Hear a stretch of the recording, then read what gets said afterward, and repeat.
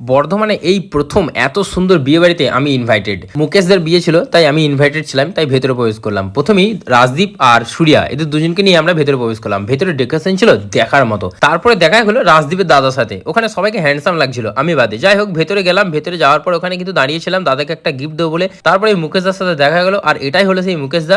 দাদার বৌদিকে খুব সুন্দর দেখতে লাগছিল, আর নতুন জীবনের জন্য অনেক অনেক শুভেচ্ছা রইল দাদা, খুব ভালো থেকো। তারপর ওখান থেকে চলে গেলাম ডিনার করবো বলে। এখানে কিন্তু অনেক স্টল বসেছিল, প্রায় 100-এর কাছাকাছি স্টল আছে। তো কোন স্টল থেকে কি নেবো এটা বুঝতে পারছিলাম না। Chicken biryani, mutton biryani, A to Z।